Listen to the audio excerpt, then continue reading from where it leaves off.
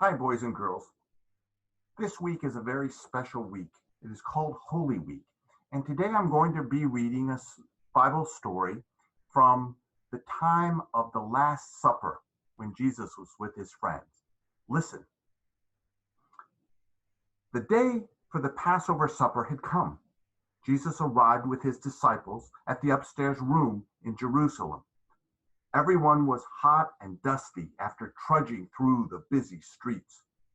As the 12 argued and grumbled and laughed among themselves, Jesus looked at them with great affection.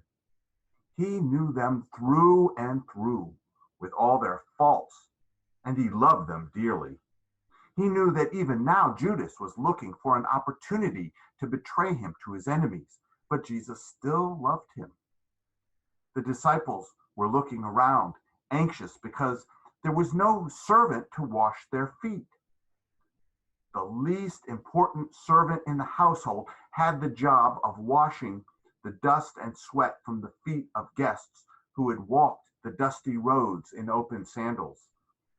The pitcher of water and towel lay ready, but not one of them was willing to do such a despised job. A silence fell. Then Jesus stood up, poured some water into the basin, and picked up the towel himself. He went from one disciple to the next, washing their feet in turn. They felt very ashamed. When at last Jesus sat down, he said, "Do you understand what I've been trying to tell you? You call your master and Lord. You are right. That is what I am. Yet I am willing to do anything for you, even to wash your feet, because I love you. I want you to follow my example, care for each other, and love one another as I love and care for you. Don't always be thinking of yourselves and your own importance." The disciples had been excited about celebrating the Passover supper, but now they began to feel more serious. They could see that Jesus was very sad.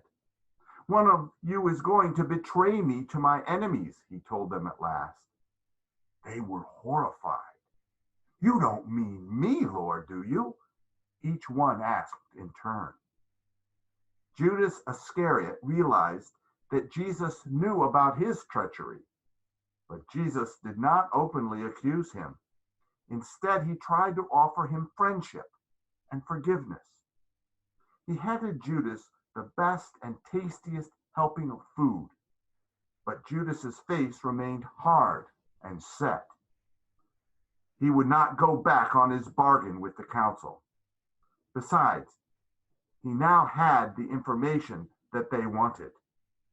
Jesus looked at him with great sadness. Then he said, "Be quick and get on with what you are going to do." The rest of the disciples did not understand what Jesus meant. They thought he was giving Judas instructions to take some money to the poor. Without a word, Jesus slipped from the room and went out into the darkness of the night. As they went on eating the meal, Jesus did something new and wonderful. He changed the old Jewish Passover into a supper with special meaning that Christians have kept that day to this. First, he took the loaf of bread on the table and shared it among the disciples. "All of you eat it," he told them. "This bread is my body, which is going to be given for you all." Thoughtfully and a little mystified, the disciples ate. Then Jesus took a cup of wine, handed it to them. "Drink this," he said. "This wine is my life blood, which is going to be given for many. My blood will be the seal of God's new covenant, which he is going to make with people of every nation." The disciples drank as Jesus told them. Soon, not many days later, they would understand better what he meant. Jesus was not going to be a murder victim, put to death because of a friend betraying him and his enemies he's hating him.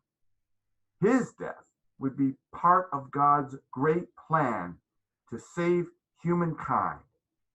Jesus was willing to give his own life so that people everywhere could have God's forgiveness and receive new life through trust in him. Amen.